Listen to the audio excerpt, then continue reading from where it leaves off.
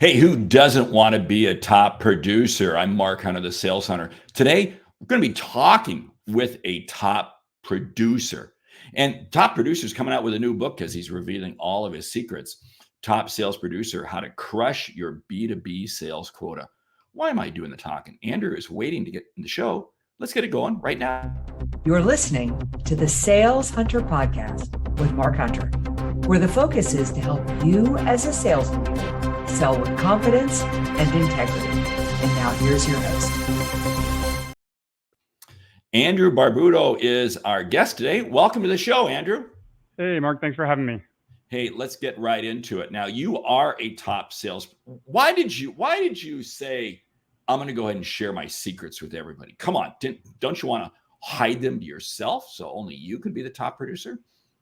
Yes, that's actually funny. I feel like that's something that some people might have the mentality for, but for me, the reason why I wrote my book and I'm sharing all of my secrets and what I've learned in my career is it started out mostly for me, to be honest. I started writing it because I had learned so much over the last 8 years, and I had noticed that I started developing a methodology of sales processes that I use for every single deal. And so I always kind of wanted to consolidate that and put it into words. And so I just started writing out my sales method one day. And before I knew it, I just kept writing and writing, and it turned into a pretty clear 10-step process. And plus, I've always wanted to write a book. I was a journalism minor in college. I thought at one point perhaps I might go into writing. But then when my teacher told me essentially there's no money in it, I didn't end up doing that, pursued a career in business, but this is kind of the best of both worlds, and I've really enjoyed doing it. You can thank your teacher for that, because I'll tell you what, the fact that you've got a background in writing really comes out, because your book is really truly a playbook. It's really a playbook. I mean, it really does go step by step. One of the things that I want to dive into, and I see this with every top performer I work with, is they're incredibly beholden to an absolute tight process. How long did it take for you to develop this tight process that you follow? So I would say there's two phases of my career. The first phase of my career, I sold services exclusively. I worked within digital media adtech my entire career. The first phase of my career, like I said, was selling services. And so I sold services about 3 years. And by the end of my 3-year tenure at my initial company, I had gotten down my sales processes down pretty down pat for services. However, I noticed in my industry that the clients that I was working with were bringing the software that we were using to execute those services in-house. And so that trend was likely to continue. And so I wanted to find a new challenge. And so that's what led me to my current company, which is Basis, and we are selling services and software. Software sales is totally different from services sales. It did take a little while to figure out the differences, the nuances of it. It's a longer sales cycle. There's more people involved. There's more change management. So there was a learning curve, I would say about 8 months. But over the past 5 years, I have also gotten the software deal down to a clear method that I use for every single one of them. I've learned what works, what doesn't work. And so, the combination of getting my services deals down and my software deals down over the last 8 years, I would say it probably took me about 5 years to really get everything down. Okay, there's a lot there that you said, and I want to pick this apart because I love it. You really shifted because your customer shifted, and you got the memo. So many times salespeople don't get the memo that their customers changed. How did you get that sense that the customer changed?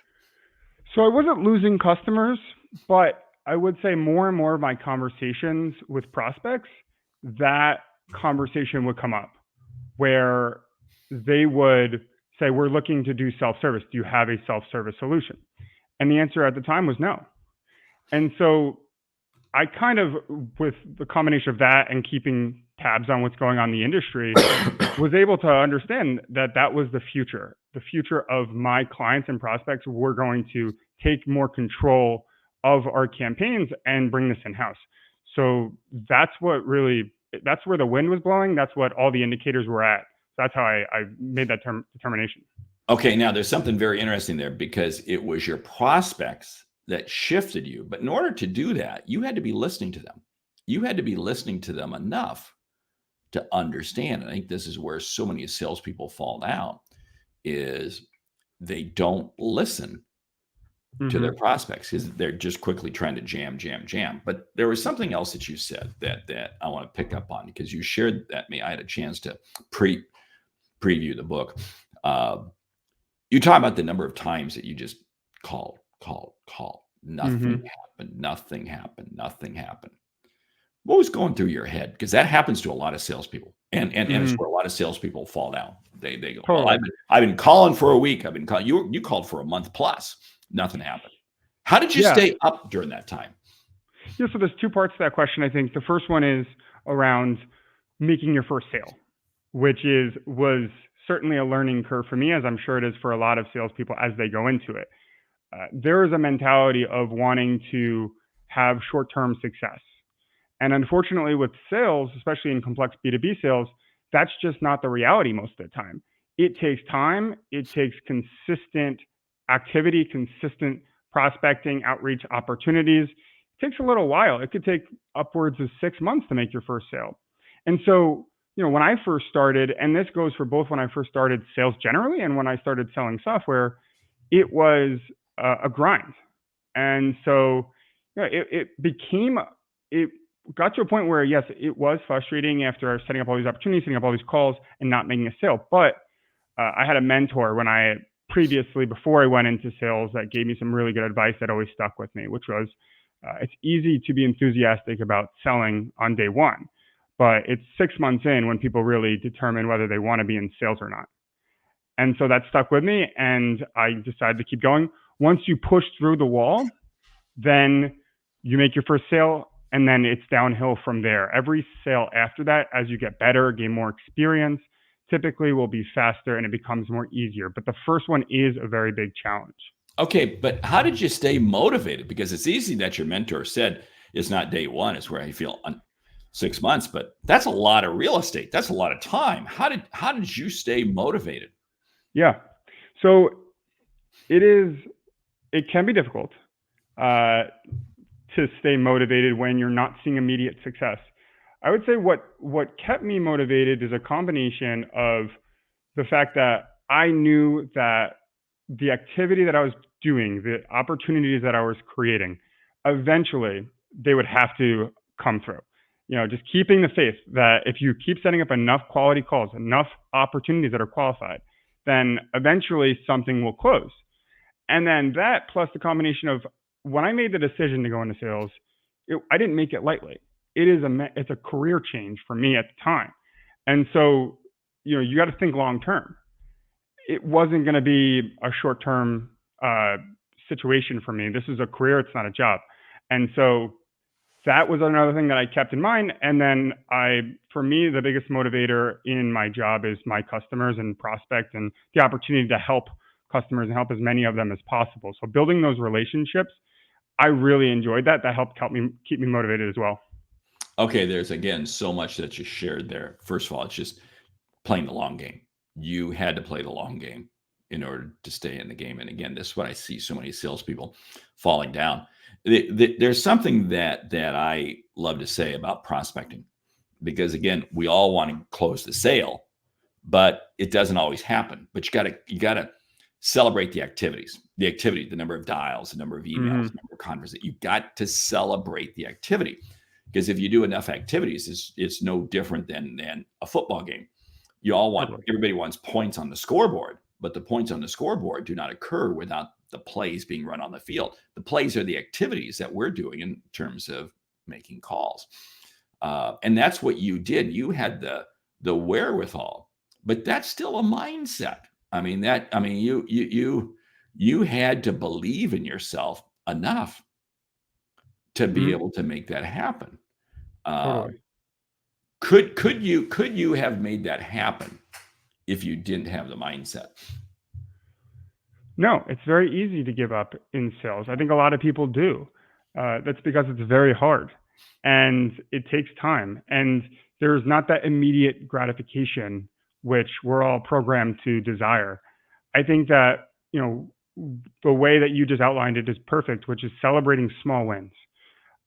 It's not about the immediate outcome, but you should celebrate those small ones, setting up meetings. It's not an easy thing to do. When you get a meeting on the calendar, you should be celebrate getting those requests for proposals. That's another big milestone.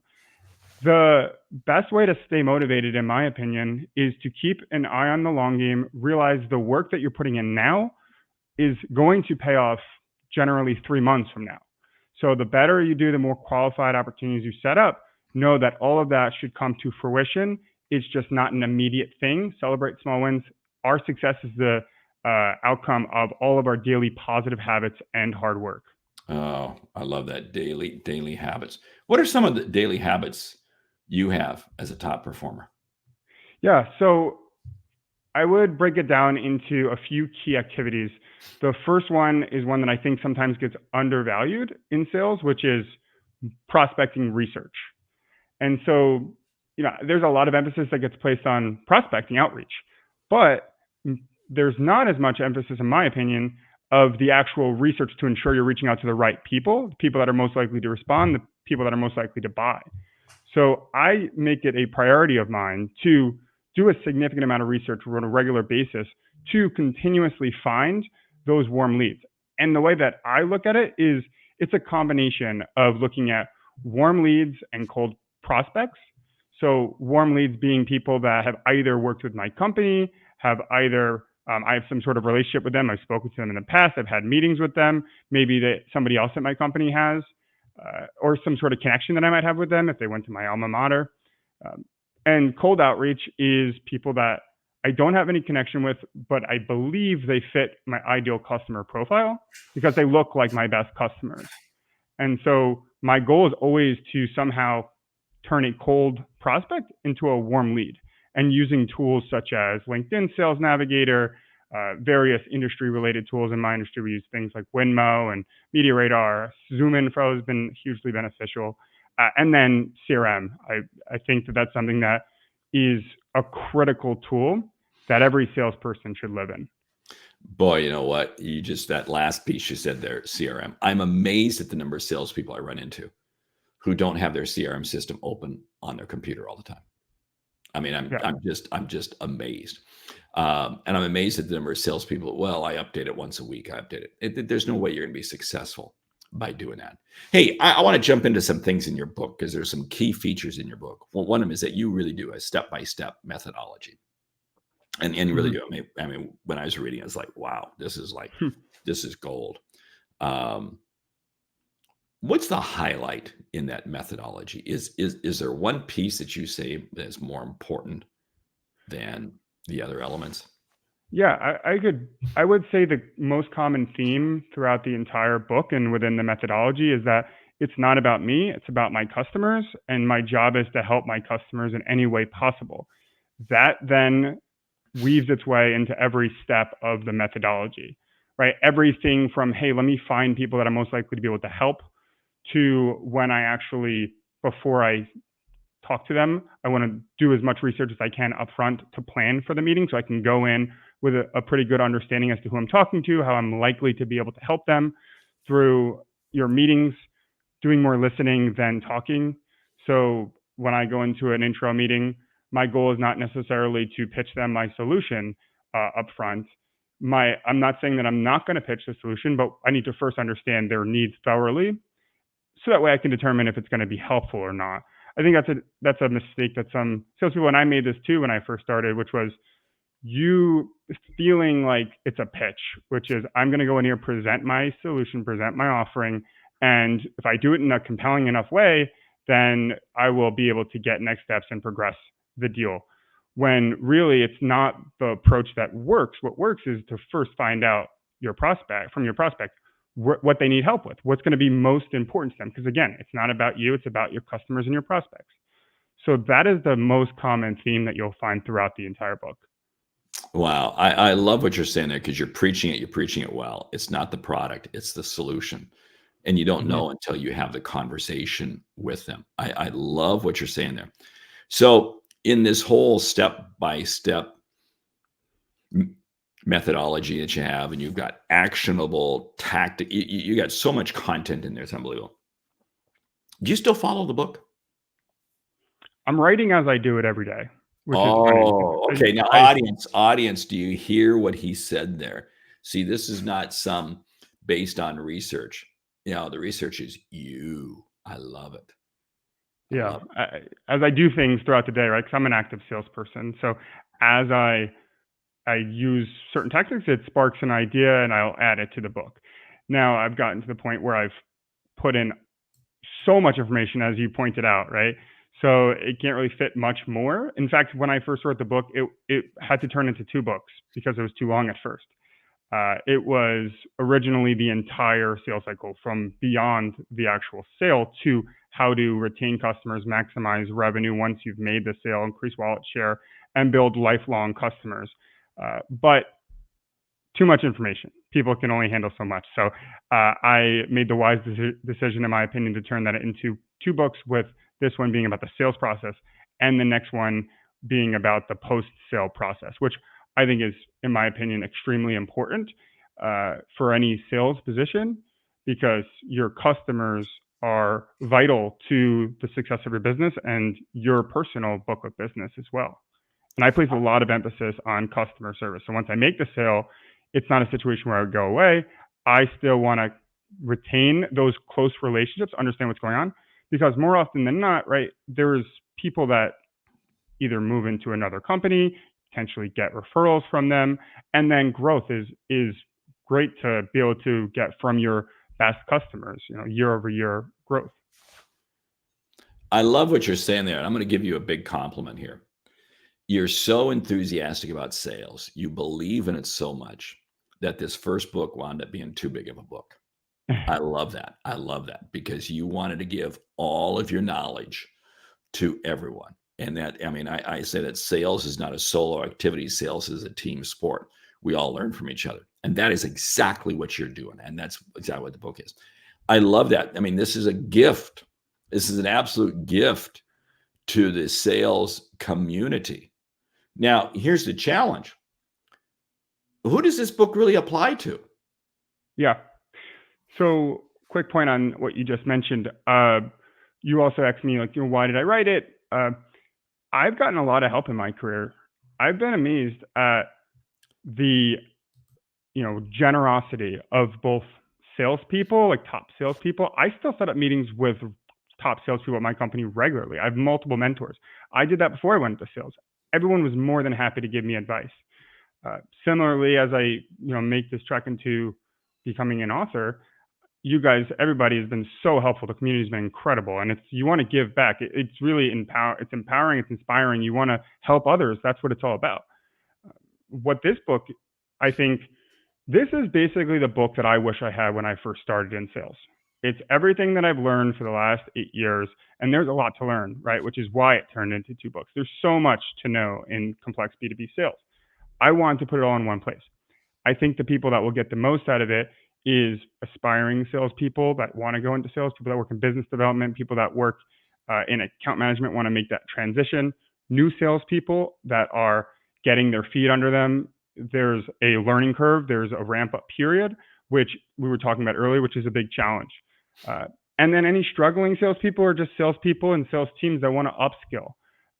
I focus very heavily on the fundamentals that have worked for me and that continue to work for me. So I'd be confident that these principles will work for any salespeople that are, because it is a process that is one which is consistently worked its best practices.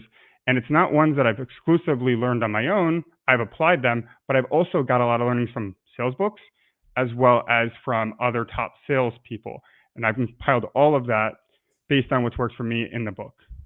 I'm going to jump on something that you use the word fundamentals. And regardless of where you are in your sales career, the fundamentals are still the fundamentals. John Wooden, most successful college basketball coach ever, had unbelievable players come play for him at UCLA. And yet he always began the season. This is the way you put your shoes on. This is the way you tie your shoes. He was so adamant every practice throughout the season about the fundamentals. because he knew even as a top performer, there's still upside. And so I love the fact that you talked about that. You emphasize that, because I really believe the most successful people are the ones who focus on the fundamentals and do it just so repetitively. It's amazing, because they're putting the customer first. Hey, we got to wrap up our show here in a bit. Now, your book, tell the audience where people can get your book. Yeah, so the book, Top Sales Producer, How to Crush Your B2B Sales Quota, will be out late November, early December. You'll be able to find it in Amazon, Barnes & Nobles, anywhere you can buy books, and also on the publisher that I'm using, which is BookBaby, and my website, andrewbarbudo.com. Great. Run through that website one more time, because again, you probably got a lot of other information out there about you, right? Yeah, so andrewbarbudo.com. Andrewbarbudo.com is my website. I'm revamping it right now. It's going to look a lot better by the time the book comes out. And my YouTube video, I regularly put out videos on B2B sales tips, youtube.com @AndrewBarbudo. And you can also check out some of my meeting hacks at andrewbarbudo.com/meeting hacks, as well as andrewbarbudo.com/outreach. Great. And we'll put links to all those in the show notes. So Andrew, I want to say thank you for joining us today. Top Sales Producer, How to Crush Your B2B Sales Quota. I can't recommend it enough. You got to buy the book. You got to read it, but more importantly, you got to apply it. My name is Mark Hunter, the Sales Hunter. You've been listening to the Sales Hunter podcast. What is it? It's 2 episodes a week. One like this, where we do a deep dive with a subject matter expert. Second episode is a single topic where I just share a little bit of insight on one thing. Why the podcast? Because I want to help you see and achieve what you didn't think was possible, so you can help your customers see and achieve what they didn't think was possible. Do us a favor. Hey, leave us a review on your favorite podcast app, would you? Because it's, without a doubt, it's how other people get to know this is such a great podcast. My name is Mark Hunter, the Sales Hunter. Great selling.